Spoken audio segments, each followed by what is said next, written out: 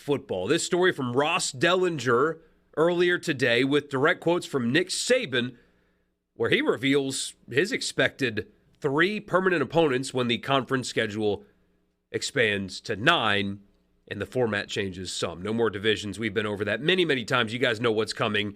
3 permanent opponents, 6 rotating. You will play everybody in the SEC at least twice over a 4-year period. You'll go to every stadium in the SEC at least once in a 4-year period. A much more rational schedule when it comes to actually like being a conference as opposed to sticking with divisions. Nick Saban, though, apparently not a fan of who he got paired up with. Here are some quotes. I've always been an advocate for playing more conference games. But if you play more games, I think you have to get the 3 fixed opponents right. They're giving us Tennessee, Auburn, and LSU. I don't know how they come to that. Now, let's stop there for a second.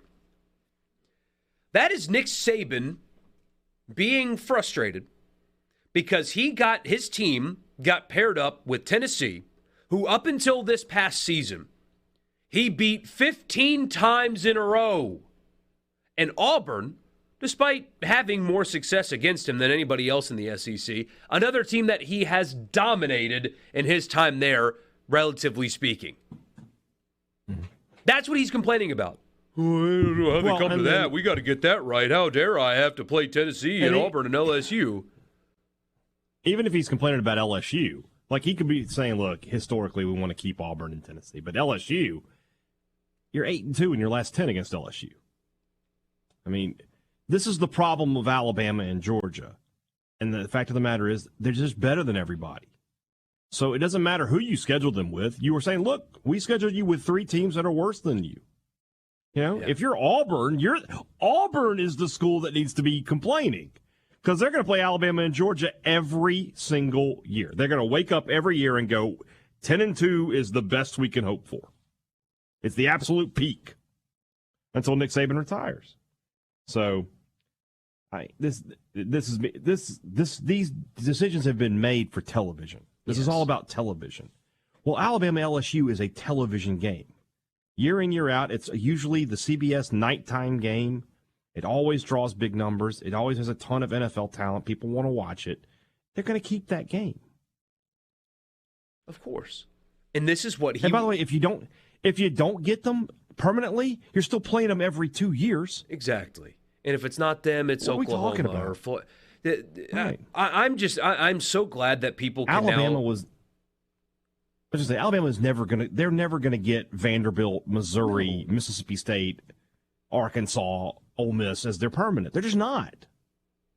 They're going to match them up with teams that make sense for television. And this is what he asked for. I'm hoping, though, that people can stop trying to pretend like his recent complaints are anything other than losing grip.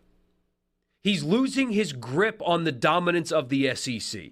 That's what's happening, because I'll read you some more quotes here in a second where he tells you what he's talking about. Remember, Nick Saban's just warning us because he's just warning us that he's going to dominate even more. No. If you thought with your brain, if you just stopped for a second and you didn't just take Nick Saban's words as gospel because he's won football games, you could clearly see that he wanted to stop what was happening in college football because other people would then have more than him. And up until recently, he's had the most of everything. And yes, he's a great coach, a great evaluator, great culture. He's the greatest college football coach to ever live. It's not just because he's had advantages, but he has had advantages. He has more at Alabama than anybody else in the SEC until recently.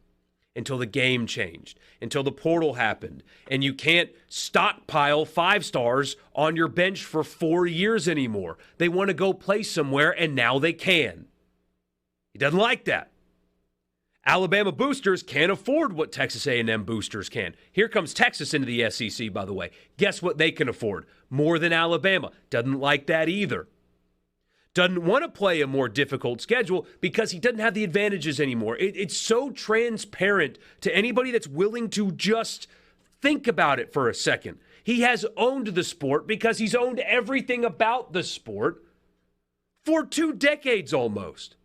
But now they don't have the most of everything, and he sees that, and it's costing him, and that's why he's complaining about this, and that's why he complained about the transfer portal, and that's why he's complained about NIL. It's not just, he's not trying to, quote, save the sport. Because if he wanted to save the sport, he would have been advocating for caps on analysts. He would have been advocating for caps on recruiting budget and things like that. But he had the most analysts. He had the biggest recruiting budget. He was able to do those things more than other people. If he cared about competitive integrity and competitive balance, then he would have advocated for things that would have hurt his program because he had the most. Now he doesn't have the most, and suddenly we're supposed to believe that the guy that's owned the sport for as long as he has cares about competitive integrity? Stop. And I'm glad that he is starting to lose the edge on these statements. They're very thinly veiled now. They used to be covered in a really nice veil. They're thinly veiled now. You can see right through this stuff.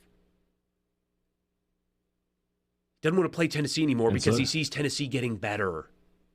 Yeah. That's what it is. And, of course, Alabama holding on to the Tennessee is the reason the divisions have been the way they are, and that's why you have Missouri in the East and things like that, because we had to keep the sanctity. And the reason we couldn't have, change up the schedule and get, some more variety on there and not have teams having to wait 10, 15 years to play at certain venues, it's because we had to keep Alabama, Tennessee together. Well, here we are. Yeah. So it's just this is the correct move for the SEC. Yes. You don't want to have to, your marquee teams need to be playing each other. And that's just a simple fact. Alabama needs to be playing LSU. Georgia needs to be playing Florida. Georgia, Texas and Oklahoma need to play each other.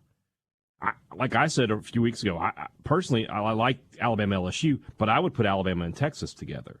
Just give me the two of the biggest brands right there every year. I know that I got it every year. And if Texas can deliver on their end of the bargain and be good, and if Arch Manning can bring them up, then that's going to be a huge game year in and year out. It's going to be a huge game this year when Alabama and Texas play each other, yes, as it is. So I guess we can make a quick assumption then that Alabama will not play Texas in 2024 and 2025. Sounds like it. Probably can make that assumption. It's apples to oranges, but why do you think the Dallas Cowboys get so many primetime games? Yeah. Because they're the biggest brand, and so they get treated People differently. Want to see Alabama, LSU. I mean, these are the two top teams in the country year in, year out for the most part. LSU, sometimes you have some extra stuff going on there that's just fun, makes them fun to watch. Yeah. Think about 3 years ago, that 2019 game. That's one of the greatest college football games of all time. People want to repeat that. They want to see it. Some more quotes. By the way, we talked about this on the show many times, actually, so this shouldn't be a surprise to you, but they have decided, or at least according to Ross Dellinger, to pick the opponents based on what your program's been over the last decade. They separated the SEC into a top 8, into a bottom 8. And the teams in the bottom 8 will get one permanent opponent from the top and two from the bottom, and vice versa. Here's Nick Saban on that. He doesn't like that. They said they did a 10-year whatever. Well, some of those years, Tennessee wasn't as good as they've been in the previous 10 years, but now they are as good as they used to be before those 10 years. We got 3 teams, and 2 of them are in the top 10, and the other is in the top 10 a lot. Look historically over a 25-year history. And the 3 best teams in the East are Georgia, Tennessee, and Florida. You look historically at 25 years, Alabama, LSU, and Auburn are the 3 best teams in the West. So we're playing them all. Boo-hoo. Boo-hoo. Who do you want to play? Who do you want to play, Nick? You're not going to get to play Vanderbilt. You're just not. And this is the way that it works out for you. It's kind of funny that Auburn's in that bottom 8, by the way. Yeah.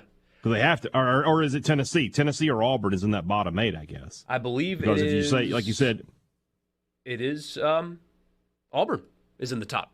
Yeah. Well, then Tennessee, it's just how it works out. And look, if you didn't have this historic rivalry with Tennessee, you wouldn't be having these issues today. So just come out and say, hey, we don't have to play the third Saturday in October anymore. Yeah. not a big deal to us. Well, read Saban quotes. First of all, actually, it's not officially clear how the SEC has decided to divide the 16 teams, but if you look at league records from 2013 to 22, so over that 10-year period, the top 8, and they include Texas and Oklahoma's Big 12 record. That's the only way you can do that. So the top 8 would be Alabama, Georgia, Oklahoma, LSU, Florida, Texas, and Auburn, and Texas A&M. There's your top 8. And the bottom would be Missouri, Mississippi State, Ole Miss, Tennessee, South Carolina, Kentucky, Arkansas, and Vanderbilt. Nick Saban doesn't like that. They only did it over 10 years, he said. Now you've got name, image. Here it is. Here it is. Transparent. He's telling you everything in these quotes. So now you've got name, image, and likeness, which changes the whole dynamic because it's who has the most money to pay players until they change the rules. You hear this? With everything you know about Alabama, you guys hear this? And people in our business eat this crap up as if it's real. Like he actually cares about competitive balance and not that he wants it to go back to the old way because they had the best method to use the old way to get players. Anyway, quote continues. I like playing more SEC games. I think it's good for the game and good for the fans. I think they have a better chance to get the parity right doing the 8 games. I'm talking about the balance of who has who. The SEC, that was it. I was about to read a Scott Strickland quote on accident. So there you go. He's telling you that. He's telling you all you need to know about why he actually feels the way he does, because the dynamic in the SEC is shifting, it's balancing, and he doesn't like that because they can't take advantage anymore. It's that simple. At the end of the day, this is the same as Lane Burroughs saying he's not going to play Ole Miss anymore. You got to do for your school. You got to say the things when you get behind the podium. Your job is to say the things that benefit your school. Yeah, and that's what Nick Saban is doing. I don't fault him for it. Don't hate him for it. But it is kind of obvious that it's just like, crap, it might get a little harder to win a national title now. Yeah. But at the same time, Nick, you're about to have a 12-team playoff. 10-2 Alabama goes to the playoff every year. Every year. They're always going to be in. No questions asked. And then you just play, then you start, you go to the national, win national titles that way. Yeah. Shouldn't be a problem. No. My gripe so much isn't with Saban. It's more about the people that buy this, that think that this is the case. I was invited on a guest on a radio show in the SEC footprint because the person saw my tweets and wanted to argue with me about this kind of thing, that Nick Saban's a traditionalist, and he says things like this because he wants to preserve the integrity of college football, and he doesn't.